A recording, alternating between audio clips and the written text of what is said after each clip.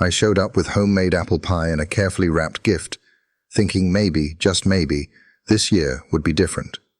Instead, I was told to eat in the car. No explanation, no apology.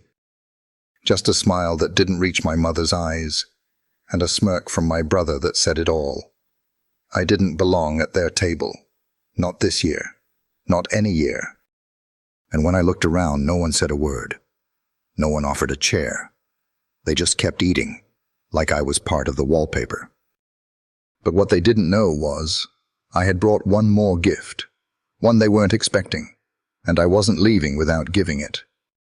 I'm Elena Monroe, 35, architect. Rational. The kind of person who plans Christmas gifts 3 weeks in advance and still prints her own labels. I drove 2 hours to be here. Snow was just starting to fall on the back roads of rural Ohio, the kind that doesn't look dangerous until you're already sliding. I took that as a sign, a quiet test of how far I was willing to go to belong. And I went anyway. Because it's family, right? No matter how many times you've been ignored, overlooked, or talked over, something in you still shows up, hoping it'll be different. I rehearsed greetings in the car, smiled at myself in the mirror, even wore the green wool coat my mother once complimented, 4 years ago, but still. When I stepped onto that porch, gift in one hand, pie in the other, the lights on the house made everything look magical. But magic, I've learned, doesn't live in lights. It lives in who opens the door and why. My earliest memory of being extra was at 7, dance recital day. I stayed after school to rehearse one more time, twirling in that cheap pink tutu like it meant something. Everyone else's parents were in the front row with camcorders. Mine? They were across town cheering for my half-brother Darren at his basketball game. Coach had said he had natural talent. I had ribbons and glitter glue. No one came. When my teacher finally drove me home 2 hours later, I found a post-it note on the fridge. Leftovers in the microwave. That was the night I stopped asking to be seen. The night I realized silence kept things easier for everyone. Darren always knew how to take up space. He was the kind of boy people made excuses for. He's just passionate. He's a natural leader. When he pushed a kid into the lockers for calling me Freckleface, he got praised for being protective. When I asked him why he laughed while doing it, he said, "Because watching you cry is the only thing that makes them notice you." And he wasn't wrong.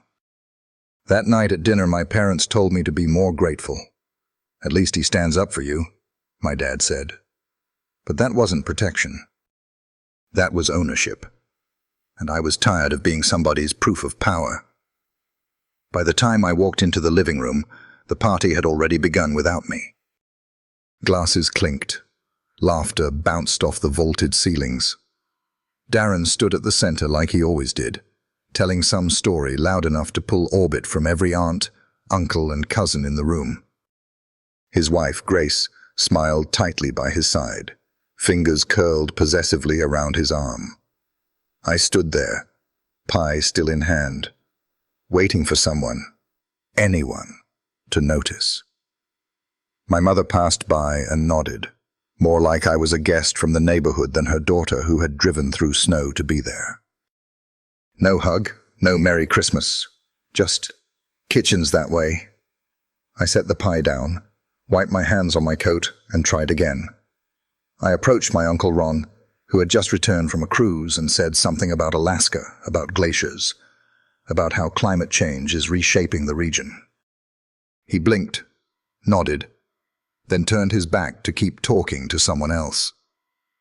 Later, I complimented my cousin Emily on her engagement photos. She smiled and whispered, "Thanks," but never looked up from her phone. That pattern repeated all night. Conversations pausing when I approached, resuming as soon as I walked away. Even the kids didn't bother. I used to tell myself I was just introverted. Quiet, different. But different doesn't mean invisible. Not unless someone makes you feel that way. And they had. What stung wasn't the silence. It was the performance of politeness, the fake smiles, the quick excuses. And the way Darren would occasionally lock eyes with me from across the room, not in malice, but in amusement. Like he was watching something unravel that he'd tied up himself. At one point, someone made a joke about neighborhood charity cases, and when I glanced up instinctively, Darren was already looking at me. The room laughed. I didn't. I never talked politics at these things. Not after the last time Darren said I was too sympathetic to people who don't pull their weight. I think he meant my friends. My neighbors, my colleagues, the ones who looked more like the people who served at his country club than the people who played tennis there. I never answered him. Not then. But my silence didn't mean agreement. It meant survival. While everyone was wrapped up in eggnog and Darren's latest real estate conquest, I made myself useful, setting silverware, folding napkins, straightening chairs that didn't need straightening. I'd done it since I was a kid. Busying my hands so my heart wouldn't break wide open in front of people who wouldn't notice. My mother always praised efficiency over emotion. Be helpful, she used to say. Don't make things about you. That night, I followed her rule one last time. In my coat pocket was a slim white envelope, thick with printed emails and screenshots. I'd compiled them over 3 months, pieced together from old group chats and cloud backups. Darren didn't know I still had access to. Texts where he called me unstable. Emails where he forwarded my project plans to clients behind my back, claiming I was struggling to keep up. And one especially cruel thread where he joked about how my activist phase was probably just a way to flirt with broke guys who like solar panels. He sent that one to my parents. My mother replied with a laughing emoji. When I laid the napkins down, I slipped the envelope beneath Darren's dinner plate. I moved quickly. No drama, no second guessing. I'd spent years convincing myself that silence was grace, that maybe if I took the high road long enough, it would lead me back to their approval. But the high road only ever made me lonely. That envelope wasn't revenge. It wasn't even confrontation. It was a line in the sand. I knew exactly what I was risking. This wasn't going to change Darren's mind. Or my mother's. Or anyone's, really. The people who need proof the most are often the ones who refuse to read it. But I wasn't doing it for them. I was doing it for me. For the part of me that still thought I needed their permission to matter. For the part that curled inward every time I was talked over, edited out, or asked to smile when I was choking on the air. I stood there a moment longer, adjusting the angle of a fork, pretending not to feel the burn in my chest. If they noticed anything strange, my hands shaking slightly, the extra glass of wine I poured before dinner, they didn't say. Of course they didn't. They never did, not until it was too late. Dinner was announced like a ceremony. My mother's voice rang out from the dining room with practiced warmth. Everyone, take your seats. As if nothing unkind had ever been said. As if nothing was out of place. The dining room looked like a catalogue page, mahogany table glowing under a chandelier trimmed with winter holly, matching china with delicate red borders, napkins folded into tiny Christmas trees, and name cards in gold script at every place. I paused at the doorway, scanning for mine. 10 chairs. 12 people. No card for me. I walked around once more, slowly this time. Checked again. Still nothing. My stomach sank, but I kept my voice level. "Mom," I asked, already knowing the answer, "I don't see my place card." She didn't look up from the sweet potatoes. "Oh, I thought you might prefer some quiet. You can eat in the car, just for tonight." Darren said he needed space at the table for his back. That sentence, so casually delivered, split the air like ice cracking underfoot. No one spoke. No one moved. "And Darren?" Darren smirked, sipping his wine as if he hadn't just pushed me out of my own family. "Why waste a seat on someone who doesn't even belong?" he said, loud enough to echo. That's when I felt it. Not anger, not quite. Something older. Something colder. Like everything I'd tried to ignore over the years, every sidelong glance, every withheld hug, every whispered dismissal, had just been confirmed in public and wrapped in a bow. I looked around the table. My father stared at his plate. My sister shifted in her seat but said nothing. Grace looked down at her napkin. One of my uncles cleared his throat and asked if we were saying grace this year. I stood there, frozen, until I remembered the envelope, and then I breathed. I walked calmly over to the Christmas tree, lifted the gift I had placed earlier, and carried it back into the dining room. Darren noticed immediately. "Is that for me?" he asked, teasing. I smiled faintly. "Yes," I said, "but the real gift's under your plate." He blinked. "What?" "Look."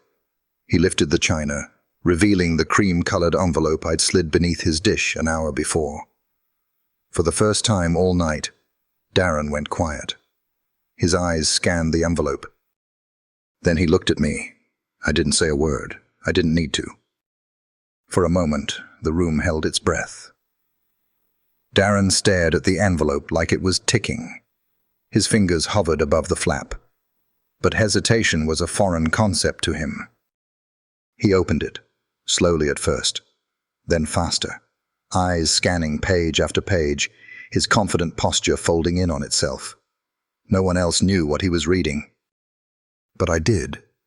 I watched his jaw tighten as he reached the forwarded emails, ones he'd sent to clients pretending I wasn't prepared, or professional, or sane enough to handle my own projects.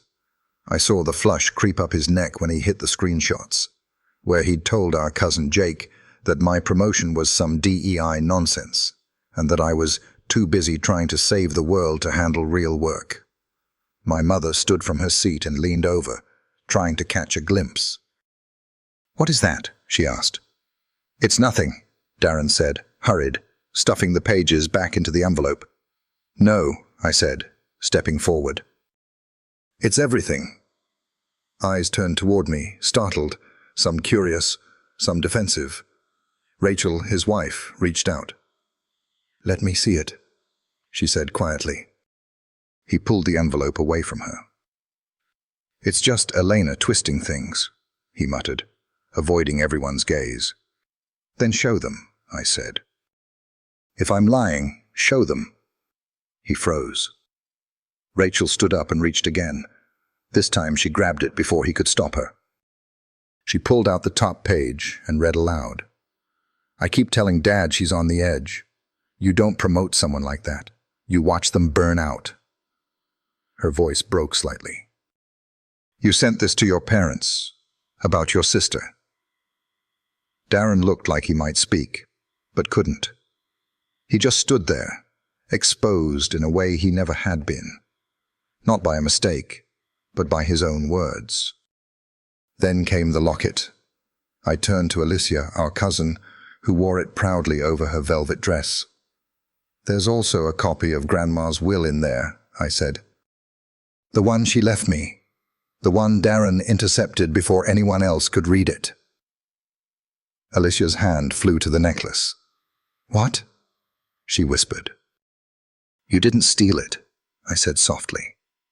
"He gave it to you, after convincing you I didn't want it." She looked at him. "Is that true?" He didn't answer, and suddenly it was so quiet you could hear someone's fork slip onto a plate. I stood there, surrounded by silence sharper than any shout.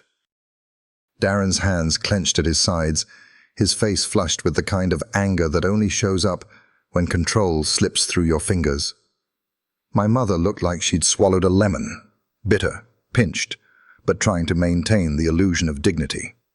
My father stared into his untouched glass of wine, like it might offer a script for how to fix what couldn't be undone.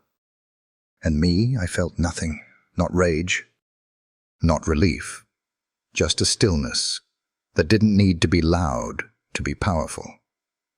Darren shoved his chair back, the legs scraping against the floor like a protest. "I'm not going to sit here and be ambushed," he said. "You've always been jealous, ever since we were kids. You twist everything." "You're doing that all by yourself," I replied, my voice calm, almost quiet. "I'm just holding up the mirror." He glared at me, then turned to our parents. "Are you really going to let her ruin Christmas like this?" No one answered. Rachel sat back down, envelope still in hand. She didn't look at him. "I'll be at the hotel," he snapped, grabbing his coat. "Let me know when this circus is over." He left. The door closed behind him, and no one followed. That silence didn't feel like peace. It felt like the space after an explosion, where everyone is too stunned to move. My mother cleared her throat. "Well, I think we should get back to dinner." I turned to her slowly. "Dinner?" I repeated. "After you told me to eat in my car?" "You're being dramatic, Elena. It was just a misunderstanding." "No," I said, with a small, sad smile. "It was clarity, for once." I took a breath, long and deep. "This is the last time I show up trying to be enough for people who don't see me," I said, addressing the room. Not yelling, not crying, just done. "I'm not here to earn a place anymore. If you don't give it freely, I don't want it." I picked up my coat. My gift for Darren still sat unopened at his place. I left it there. As I walked to the door, no one stopped me. No one said my name. I let myself out into the cold night, the wind biting but clean. Honest. Like the truth finally had room to breathe. The lobby smelled like cinnamon and pine, like someone was trying a little too hard to make loneliness feel festive. I checked into the Crestwood Inn just past 8:30 p.m., still wearing the green dress I'd picked out weeks ago, back when I believed this Christmas might be different. The receptionist was kind, a woman in her 50s with warm brown eyes and silver hoops in her ears. She didn't ask questions, just handed me the key and said, "You've got a corner room with a view of the trees. Restaurant's open till 9 if you're hungry." I nodded. "Thank you." I didn't tell her where I'd come from. She didn't ask. That was a mercy I hadn't realized I needed. Upstairs, the room was quiet and softly lit. A small wreath hung above the headboard, and a tray of hot cocoa mix sat beside a single wrapped chocolate. I kicked off my shoes, sat at the edge of the bed, and exhaled for what felt like the first time all day. The hurt didn't come in waves.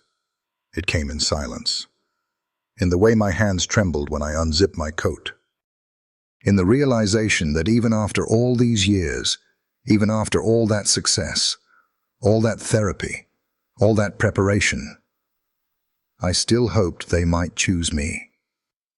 I changed into the hotel robe, wiped off my makeup, and stared at my reflection in the mirror. My eyes looked tired but steady. I wasn't broken, just emptied. Room service arrived around 8:50. Turkey, stuffing, cranberry sauce. The kind of meal someone else plated, without memories attached. I ate slowly by the window, watching snow dust the trees below in quiet spirals. It was peaceful, in the loneliest kind of way. My phone buzzed on the nightstand, a message from Lauren. "What was in that envelope?" Darren stormed out. "Are you okay?" Then one from Rachel. "Can we talk sometime soon?" Then my mother. "You've caused enough trouble. Call me back and apologize before this gets worse." I turned the phone face down. Outside, Christmas lights blinked on the distant houses like signals I no longer needed to interpret. I wrapped the hotel blanket around my shoulders and whispered something I'd never said aloud before. Not to myself, not to anyone. I deserved better than that table. And for the first time, I believed it. The next morning, soft winter light filtered through the hotel curtains. I hadn't slept much, but I didn't feel tired. Just quiet. Clear. Like something heavy had been set down without me realizing I'd been carrying it. My phone had filled overnight. More missed calls from my mother. A voicemail from my father that began with, "Your mother is very upset," and ended with, "Maybe we can talk when things calm down." I deleted it without listening to the middle, but one message made me pause. It was from Alicia. "I want to talk, not about the locket. About Darren." I stared at her name for a long time before replying. Marcus Cafe, 11 a.m. She was already there when I arrived, sitting at a small corner table, nursing a lukewarm latte. The locket was gone from her neck. Her hands fidgeted with a napkin, shredding it into soft paper curls. "Thank you for meeting me," she said quietly. "I'm not here for apologies," I replied. "Not yet." "I know." There was a long silence. Then she spoke again. "After you left, everything exploded. Rachel read the messages aloud. Darren tried to laugh it off at first. Said you'd faked them. Said you were unstable." She hesitated. But then she found more on his phone. Stuff he said about her. About us. He left in the middle of the night. "Rachel's not going with him." I looked out the window, processing. "I'm not surprised." "But I am," Alicia said. "I didn't think he was that cruel. I mean, I knew he was manipulative, but this—" She broke off. "Elena, I didn't know about the will. I really didn't." "I believe you," I said. And I meant it. She pulled a small box from her bag and slid it across the table. "I don't want this anymore. It was never mine." Inside was the silver locket. Grandmother's, mine. I closed the box gently and nodded. "Thank you."